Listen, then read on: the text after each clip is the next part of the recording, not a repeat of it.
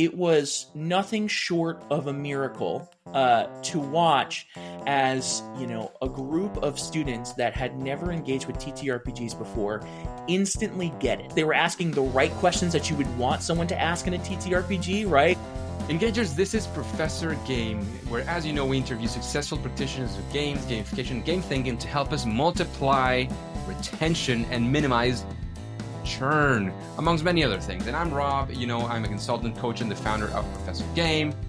And I'm also a professor of these subjects at IE University, EBS, EFMD, and many other places around the world. And of course, before we dive into this amazing interview with this guest that we have today, I wanted to let you know that I do have a little bit of a freebie for you. So in case you're interested in looking at some of the hacks for community retention, go ahead down or up, I don't know where it stands these days. Click on the link that we have on the description and you will find just that arriving to your inbox. And today we are presented with an amazing opportunity to get to meet Anthony Kurza. He was mentioned by a past guest, by Ryan, because Anthony Kurza is a game designer specializing in tabletop and role-playing games and an educator in higher education. His work bridges storytelling, game mechanics, and immersive learning, creating experiences that foster social emotional learning and critical thinking.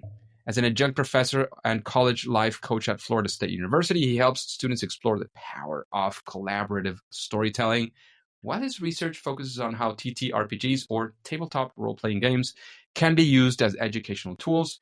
He has also developed his own TTRPG system and is eager to share it with the world, whether publishing, workshops, or partnership that bring games into new spaces. And his goal is to make storytelling and role-playing more accessible, engaging, and transformative for players and educators alike.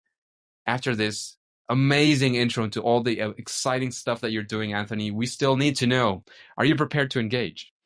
I'm ready. I'm excited. Let's get into it. Let's do this.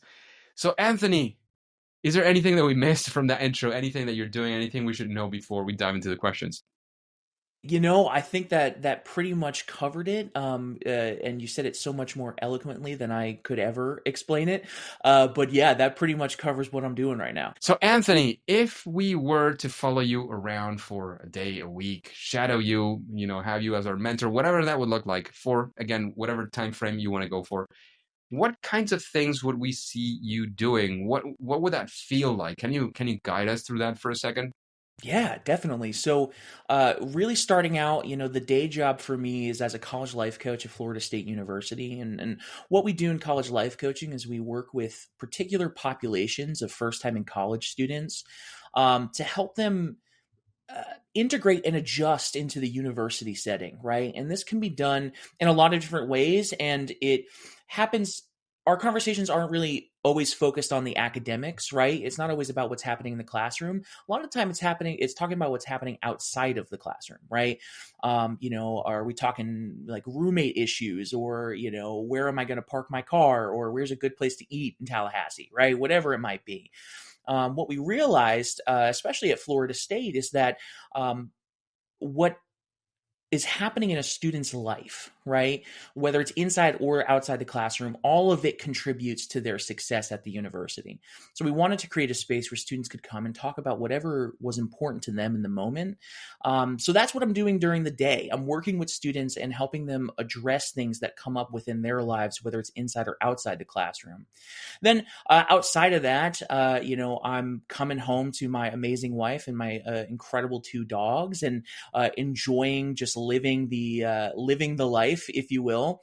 But I'm also spending time creating games. I think that really has become a passion of mine, is to just develop and create and use that creativity in a way of like making new experiences for people.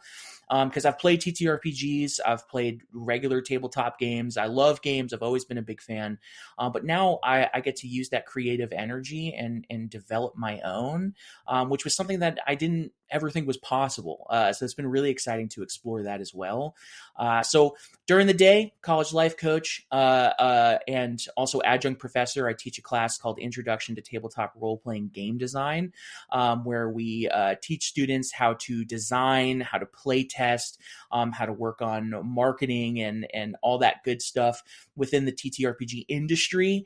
And then outside of that, taking those lessons that I'm teaching in the Is classroom. there an online version we can register to, Anthony? I so very wish. It is on my list. Absolutely, it's on my list, and hopefully, I've had such a blast teaching this class. I want to take it on the road. I want to take it wherever people are interested. But I'm taking those lessons that I'm teaching in the classroom and I'm applying it to my own practice too, which has also been really cool. Because then I can really like bring into the classroom that like evidence-based expertise for my students so that they can find success as well. So yeah, a long-winded way of saying I'm busy and I'm doing a lot. That sounds amazing and very exciting stuff too, Anthony. So how about we actually dive into one of those times where you were using TTRPGs for this or that, or you created your own, and things did not go your way. So a fail or a first attempt at learning. I'm sure you've had a few. When people hear to that amazing introduction and many others, they think, oh, these people know it all. They've seen it all. And yeah, but we still have many things that happen. So I want to dive into one of those, take some of those lessons. Yeah, absolutely. And failure's not fun, but it's also like such an important part of the learning process, if that makes sense. I have a background in music, so I have my bachelor's degree in music. I think a lot of the lessons that I learned from that was that like failure, while it isn't a fun thing to feel, allow that to push you forward, allow that to continue for you to innovate and try new things. And I think that's very fully come into my experience as a game designer. A memory that comes to mind really actually has been kind of this semester in the Introduction to Tabletop Role-Playing Game class. So this is our second semester going through and teaching this class. The first semester, we had super high levels of engagement. Most of the people in the class had experience with tabletop role-playing games, which made the learning process a little bit easier because we didn't have to necessarily explain some of the minute details about stuff. And we cut to this semester where I think maybe 2 people in the class were familiar with tabletop role-playing games. So we really had to start from the ground up in terms of understandings. That led to some very interesting lectures trying to explain what was going on in terms of tabletop role-playing games. But the big thing that I learned from that, right, from that experience of maybe like hitting some resistance in terms of the content that I was trying to push forward in terms of TTRPGs, was that we have to continue to try to innovate. Because I can assure you that won't be the last time that I get in front of an audience that has no idea what TTRPGs are. I know for a fact that won't be the case. So in order to innovate, using those game-based approaches to say, I'm going to try and teach you what a TTRPG is, the best way that I can do that is by playing a TTRPG. Let me show you what this experience can be like. And that was really the inspiration behind the SAND model, which I developed. The game engine that I developed was to make TTRPGs accessible and easy so that if you were to get in front of a crowd of people that weren't familiar with TTRPGs, you could use this system to get them in on the ground floor, if that makes sense. So that was the biggest thing that I took away from the experience of maybe hitting some of that resistance in terms of learning and understanding, was that as we continue to innovate, sometimes the best way to teach is to showcase. Makes sense. And did you have like a light bulb moment, or how did that come for you? Because sometimes we're sort of so in the depths of this situation and so desperate that it's hard to be able to look around and see the trees, so to speak. I 100% agree. Absolutely. For me, during the class was part of the class is that they create their own tabletop role-playing game, right? That's the final project. And there's a lot of systems out there that they can use, and that can be overwhelming, especially for people that aren't familiar with tabletop role-playing games. So we wanted to use the SAND system as an easy way for them to understand and get the mechanics for when they develop their own game, so they can really focus on the creative endeavor of it, of like, let's create the world and let's create, how the game operates without having to worry about the minutia of the mechanics. So in order to teach those mechanics, we ran a TTRPG session using the sand model.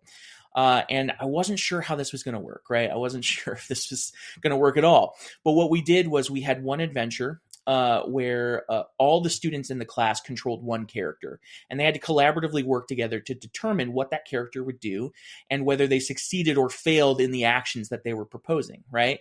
So everyone worked together to do it. And it was nothing short of a miracle to watch as, a group of students that had never engaged with TTRPGs before instantly get it, working together to control this character. And they were having constructive conversations where they were like, no, we should do this. We should do this. They were voting. They were asking questions. They were asking the right questions that you would want someone to ask in a TTRPG, right? Like, what's behind the door? And are there traps? And, all these like good questions that inherently come from just playing the game. So watching as these students who had never had any interaction with TTRPGs before, like I said earlier, and just get it almost immediately, for me, that was the light bulb moment of like, oh, this works. Like, this actually works. You got the academic journals that say it works, but this is real world experience, and it was just incredible. It was really incredible. It sounds absolutely amazing. And Anthony, how about we go now for understanding, because you've mentioned the SAND model several times and, you've developed it. I'm guessing that would be a strategy that you would use if you were to create an experience from scratch. Or, if I came in and said, look, I need to use a TTRPG for this thing or that thing. How would you do it? Like, do you have a process? Is that the SAND model, or is it something else? Like, we want to get into your head for a while and see how that plays out. Yeah, definitely. So the SAND model is truly meant to be a foundation, right? Of just a simplified game mechanic using 1d6, right? One six-sided die that you could find in a box of Monopoly or, in any kind of board game that you might have in your house, right? I wanted to create something where they had access to the dice, where they didn't have to like, go and like try to buy like the seven die and like try and figure out which one is which and what does what. I wanted 1d6, simple as that. So it's meant to serve as a foundation for just getting into the essence of TTRPGs, which is collaborative storytelling, right? So if someone were to come to me, and it's happened a couple of times where they say, I want to do this with this population of students, and I want to do it using a tabletop role-playing game. How do I go about that? For me, my process is pretty simple. First, we identify what the outcome is. So, for example, we'll put it in a real world example. So let's say you have a population of students and you want to encourage them to think about networking, right? The importance of it, right? As you go throughout your college career and you start to get ready to graduate and go into your career, networking becomes such an important part of that process for you in order to make those connections. So you have a population of students that you want to share the importance of networking. So we have our outcome. Then we move and identify activities that already exist, that are already out there, that help kind of push that outcome forward. So for example, when we talk about networking, think about like developing an elevator pitch, right? It's important when we're introducing ourselves and when we're talking to people that we develop an elevator pitch, right? That 60 seconds that you get with somebody to tell them about who you are and what you're about. So you have your outcome, you have that activity of like developing a elevator pitch.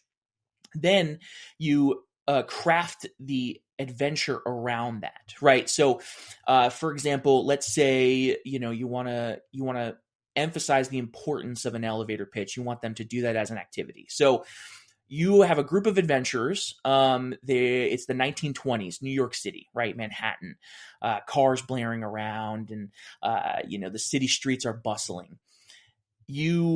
Your group of adventurers are a group of private investigators, and they've been hired to investigate a stolen gemstone that they have to find, right? It was stolen out of the Natural History Museum, and they haven't seen it since. The only clue, the only piece of evidence that they have is that gemstone is going to be at a gala event, a really fancy gala event at Carnegie Hall tonight.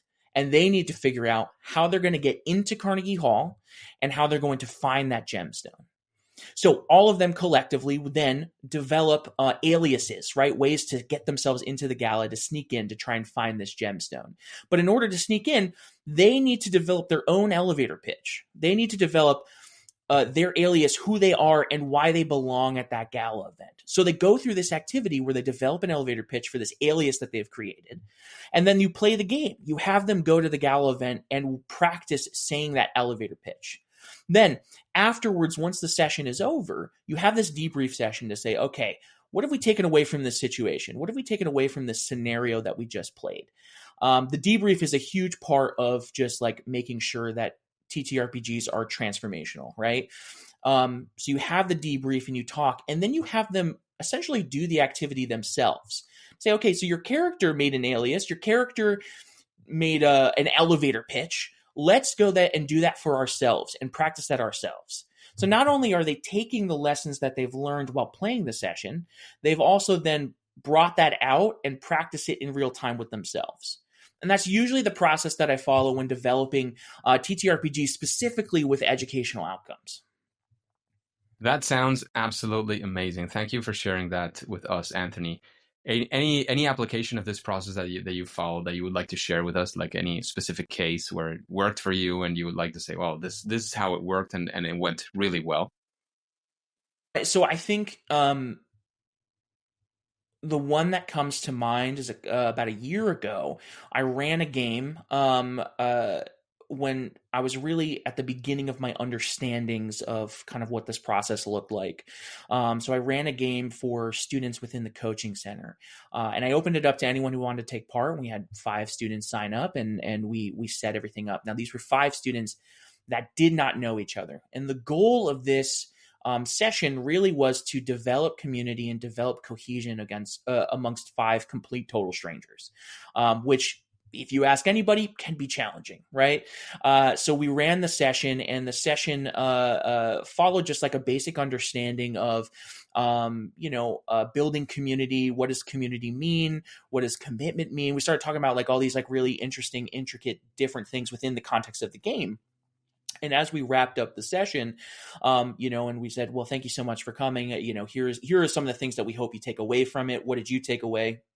They started sharing, the similarities that they had to their characters. And because of the similarities they had to their characters, the things that they were taking away from the game session, which was the importance of building that community, the importance of taking the initiative to reach out and develop relationships.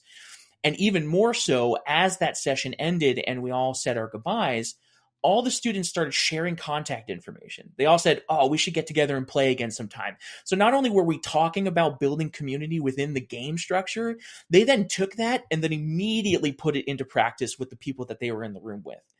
So we took 5 complete strangers and together developed, in essence, of almost a friend group, which was just incredible. Like seeing that in practice, that was again another like light bulb moment for me of like, oh, there's something here. Nice. It sounds amazing. So Anthony, from this experience that you've had, both playing and now developing and using them in different contexts, I don't want to go for a silver bullet, right? Because something that works always is not real. But is there something that you would call maybe a best practice when you're thinking about creating a TTRPG or using a TTRPG? What kinds of things that would maybe, make it a little bit better, at least most of the time? Is there such a thing as a best practice? I think that the best practice is it's always evolving, right? It's always a little bit different, especially when it comes to tabletop role-playing games. As I mentioned earlier, there are thousands, tens of thousands of TTRPGs out there between major publishers and independent publishers that offer so many different styles of games. Now, what I would always encourage in terms of best practice is explore the different types of TTRPGs. Go out there. If this is something that you want to incorporate in your practice, whether it's in your personal life or in your professional life, go out there and find a game that fits what you are trying to do. Now, I'm going to plug myself, sorry. But I built a system that is meant to be modular, right? I built something that is meant to encompass a wide variety of situations. But even I'm not naive enough to say that that is the end all be all. There are so many games out there that accomplish so many different things. And some games I'm sure we'll talk about during our time chatting today that offer really unique ways of incorporating the idea of chance and tension. That really helps the learning process grow. So I would encourage, like, if people are looking to incorporate this into their practice, to go out there and discover what types of games there are to see what fits the situation that you're trying to fill. Amazing. deep stuff we're getting to here for sure.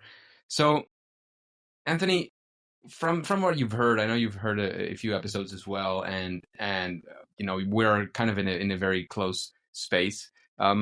Is there anybody that you think you would say, well, like Ryan said, I would like to hear Anthony? Is there somebody that you would like to listen to in a future episode of the podcast? I can name a million names. I can name a million names. Bless you. There are so many people out there that are doing such incredible work. When I started this journey, I felt like I was alone on an island. I was like, oh, I found this cool thing, but nobody else seems to know what I'm talking about. And as I started diving into the community more, I found that there are so many people spread across the United States, but across the world that are doing this work, that are building communities. And so I've met so many incredible people. Now, the work of like Joe Lasley, right? Who's doing work up in Maine, that runs a company called Gaminamics. It does a program called Lead RPG, where they really focus on using TTRPGs to develop leadership skills and abilities.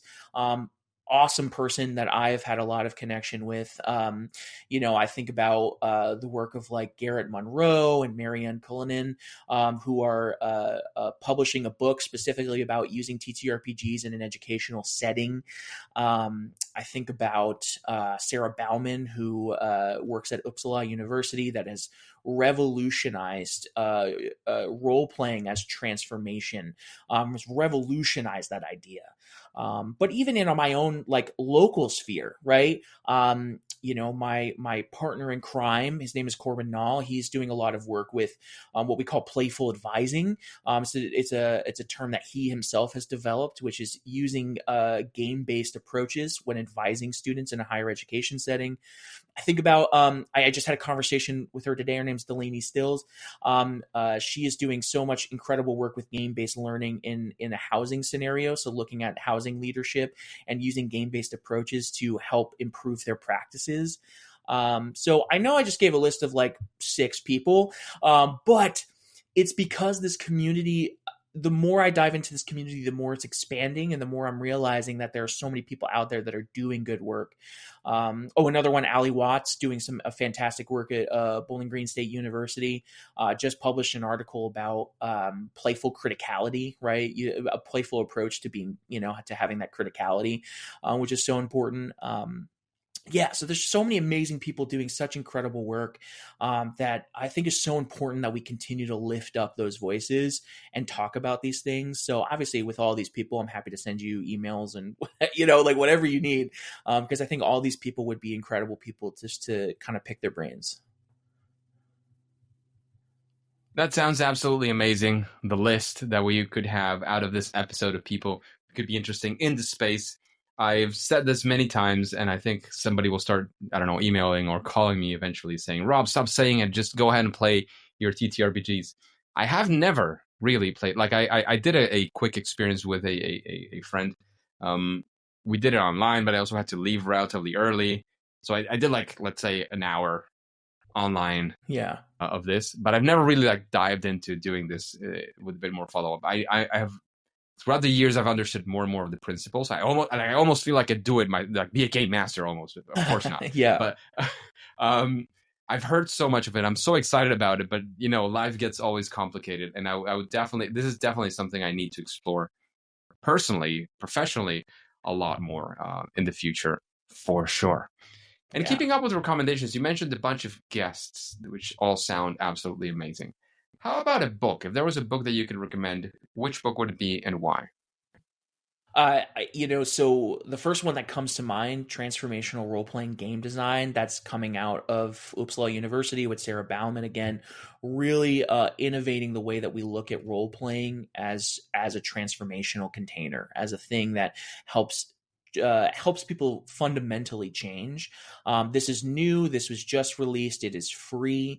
It in reading it has shifted a lot of my mindsets in terms of the work that I'm doing. So always highly recommend it. Now, if people are looking to do work within tabletop role playing games, I also suggest Monsters. It's right down here. Sorry, Monsters, Aliens, and Monsters, Aliens, and Holes in the Ground. Monsters, Aliens, and Holes in the Ground. We got there. This is a historical look at tabletop role playing games. And the reason that I suggest this, right, this historical perspective, is because throughout the history of tabletop role playing games, right from the beginning, right, 1974, Dungeons and Dragons to now, tabletop role playing as an industry has grown so much and incorporated so many different ideas, right? You think about like 1974 Dungeons and Dragons, it comes out of the wargaming industry, right? The hobbyists that are doing wargaming, that are simulating battles. That's where Dungeons and Dragons was born from. But even within 10 years after that, you start incorporating new companies like Chaosium introduced Call of Cthulhu, which is Lovecraftian horror. And this was the first time in a decade of tabletop role-playing games that a new idea had come forward. The idea that tabletop role-playing games weren't just about being the most powerful thing in the room. There is power in being powerless, right? So taking a horror approach to help people explore what it means to be powerless and what that means for us and our psyche, and that continued throughout the 50 years that we've been playing tabletop role-playing games, right? Every decade can be marked with a game or two games or an idea that has reshaped the industry and our understanding of what the game could be. So I always encourage taking that historical perspective just to get a better idea of where the game came from, to help us continue to push it forward. Sounds like very good couple of books for sure. I might be getting it wrong, but I think Sarah Bowman's book has been recommended before. But I'll check that up in our episodes. I love the fact that it has been recommended before. I'm not complaining at all. It's interesting to see how more than one person recommends it. Honestly, a book that I had never heard of before getting this recommendation. So interesting to see how some of these recommendations repeat, and not in those, like, for example, like we have definitely here in my library behind this wall. Wait, I forgot his name. His games are well, he used to be, well, I always like to say he used to be an indie developer. Now he's not really that much indie. He has a more formal company, and I'm just lacking away on his name, and I completely forgot. I think he's episode 102 or something. So let me see if I can find it that way. In any case, it's interesting to, like, that book has been recommended many times for sure, right? That's one thing. But when you go to sort of, I don't want to say darker because it's not darker in any way, but books that are less visible. Jesse Shell and Shell Games. That's who I was looking for. Episode 102. His The Art of Game Design is a book that has sold many copies that a lot of people know of. But then you go, maybe and don't get me wrong, maybe Sarah is definitely in that space as well. But getting books that have not been so visible to everyone, or at least not to me, is always a good thing to see. And then that also makes sense for me to put at the top of my list. Remember when I was saying, I commit to many things. I don't like to commit to reading every book because I get, every now and then I get people, oh, read my new book. I'll send you something, give me a recommendation. Every now and then I can do that, but I definitely can honor as many people as absolutely. I'd love to. There's only so much time we have, right? Yeah, exactly. 24 hours in the day.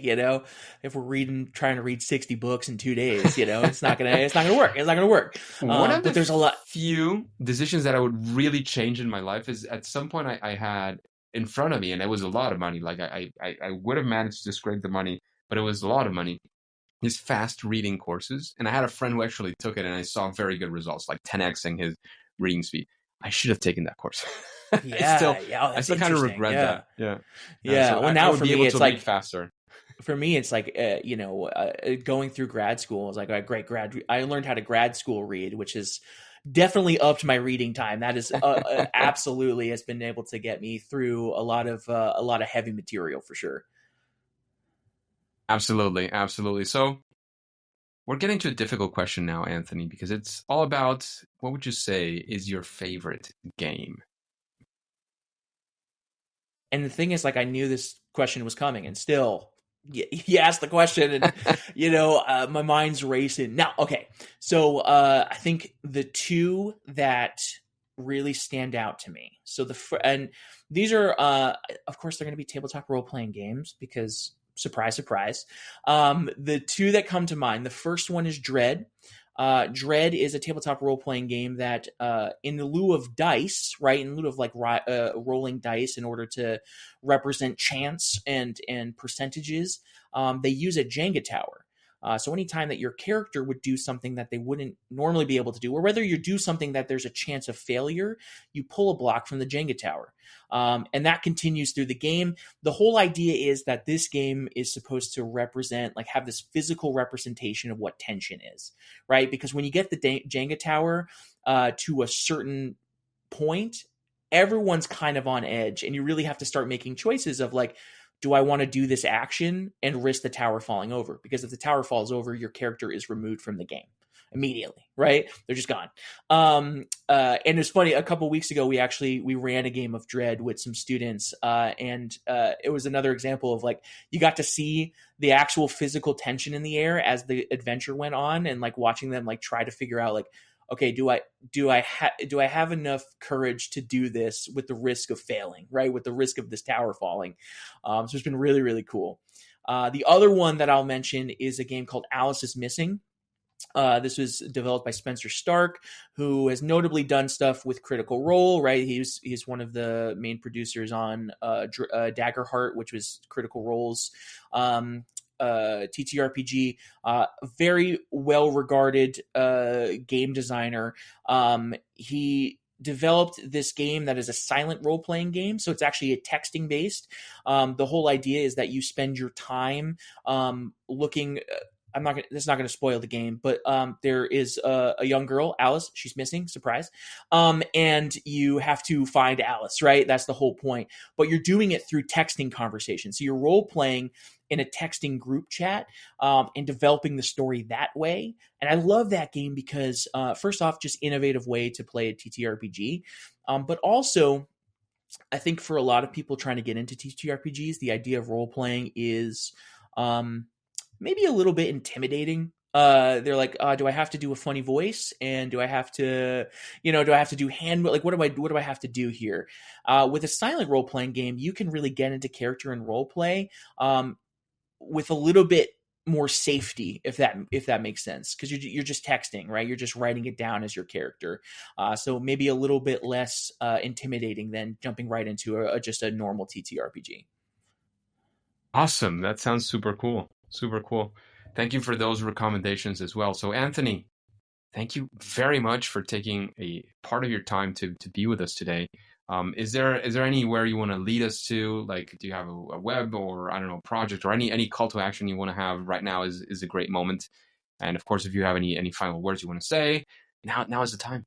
Yeah, absolutely. Well, first and foremost, thank you so much for having me on and hearing me ramble. I appreciate it. This is something that I just feel so passionate about, and so to get the platform to be able to talk about it has been nothing short of a pleasure.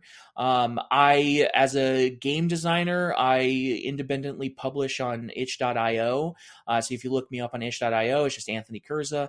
You'll see my sand model there. The sand game engine is absolutely free. You are not required to pay for it at all, because I really believe in the accessibility of this, and I want people to take it and hack it and slash it. So make it whatever you need it to be. But there's also a couple other adventures on there to kind of get your feet wet with it.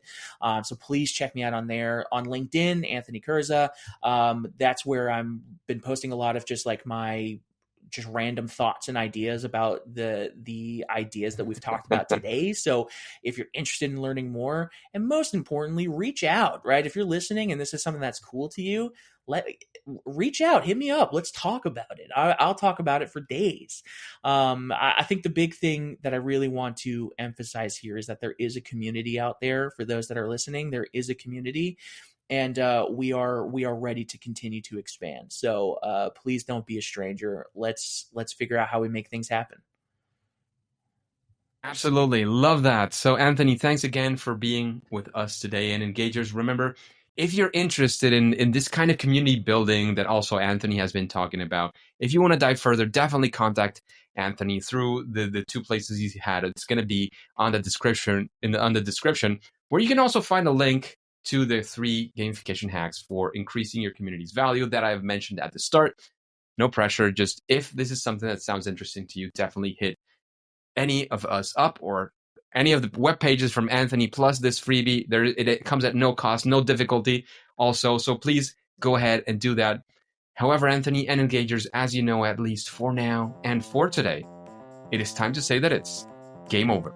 Hey engagers, and thank you for listening to the Professor Game podcast. And since you're interested in this world of creating motivation, engagement, loyalty using game-inspired solutions, how about you join us on our free online community at Professor Game on School. You can find the link right below in the description, but the main thing is to click there, join us. It's a platform called School. It's for free, and you'll find plenty of resources there. We'll be up to date with everything that we're doing, any opportunities that we might have for you. And of course, before you go on to your next mission, before you click continue, please remember to subscribe using your favorite podcast app and listen to the next episode of Professor Game. See you there.